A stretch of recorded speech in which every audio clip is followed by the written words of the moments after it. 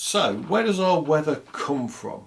Okay, well, the 6 main sources, okay, just here.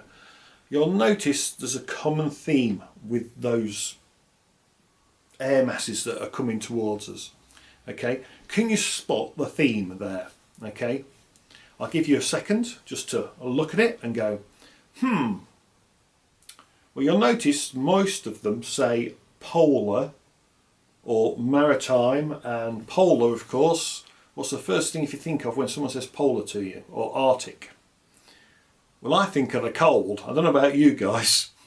You'll notice we do get the 2 tropical ones at the bottom, okay, which help give us a lovely weather in the summer. Okay, so the tropical ones, especially the one that comes up from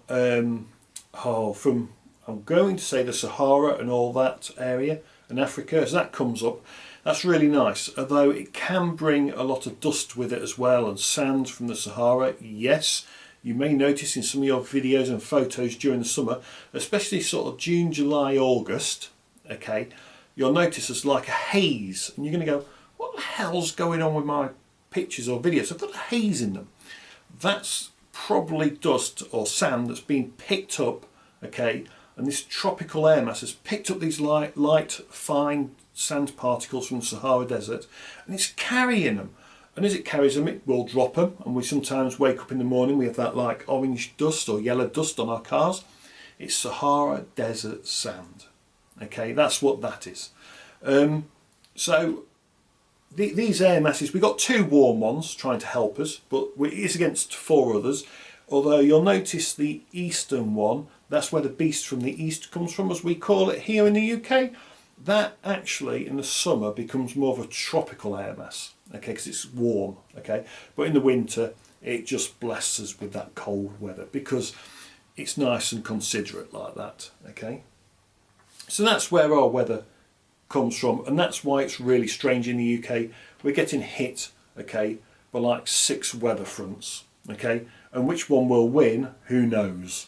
It's like I've got no idea which one's going to win. It's very hard to tell, okay.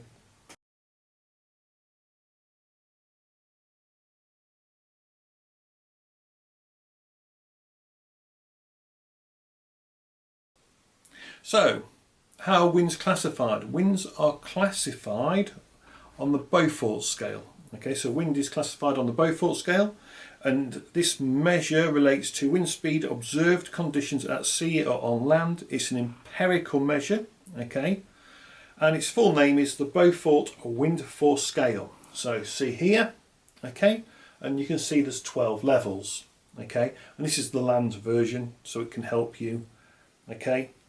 And we can see there's 12 on the scale, okay, and now in a lot of manuals we are getting, especially DJI, they say it can fly in wind force 4. And a lot of people are going on Facebook, what is wind force 4? Well, it's from the Beaufort scale, and number 4 is this one here, for example, okay. That should also help you with an exam question somewhere that you're probably going to get, okay, in an exam. Right, okay, and that's winds and how they're classified.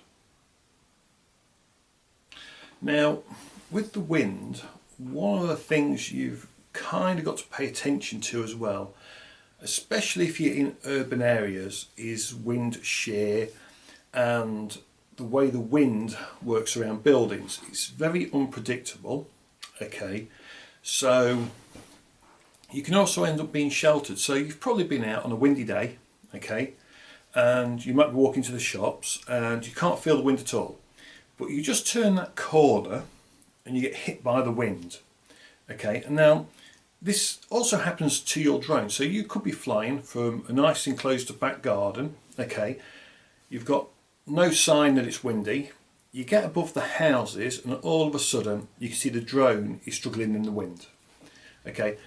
Trying to work out wind shear, okay, is it being masked or anything like that, you always want to walk around the site. If you're doing something like roof inspections, if you're working in an urban area, industrial sites, don't just think, right, I'm going to take off from this point here. This is where I'm going to do all my flying from, and don't walk around the rest of the site is a mistake, okay? Because you want to be able to walk around the entire site so you can see what and feel what the wind's doing, okay? Because the side you might be working might be perfectly calm because you're protected by a big building. However, if you walk around a bit, okay, and you do all four sides, is there a particular side and you suddenly go, ah, right, okay, actually what I really need to do is consider moving my work point if I can and be aware of the wind on that side.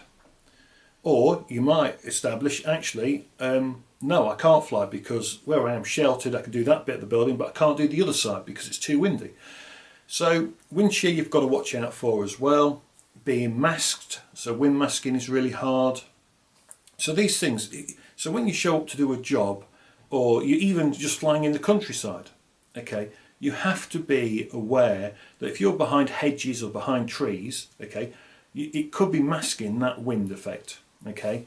So it's something to look out for, okay, and something you need to know about, okay. So just watch yourself with the wind, because it's no good taking off from a shelter point, getting up above trees or houses and suddenly finding out that it's a lot windier than you thought it was. That's not what you want, okay. And if you're going to use the handheld wind speed meters, okay, make sure when you use it that you're actually in an open area. I've seen people do it where they're surrounded by houses.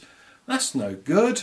You've got to get out in the open area, okay. You want nice clear open gaps all the way around you, plenty of open space, you know, at least 50 meters in all directions to be able to get a nice wind meter reading, okay. Other than that, stick to the apps. You know, always expect weather reports to be slightly out.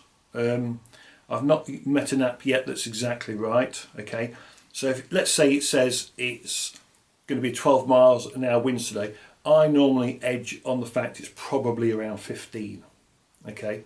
So if it says 20, I'm going to assume it's slightly more, okay. So it's one of those things to watch out for, okay. And remember, whatever's at ground level will be completely different to what's happening at 400 feet.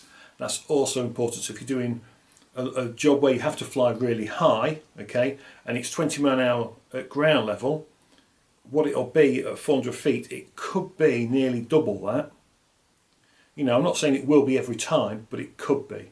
And then all of a sudden, can your drone handle a 35, 40 mile per hour wind? Can your drone handle that? Yes or no? So remember, check what wind speed your aircraft can fly in, okay? That's the number one thing, okay? And then when you arrive on site, walk around it, checking for masking and wind shear if you can detect it. Wind shear, like I say, is really hard to detect, especially downwind wind shear, okay?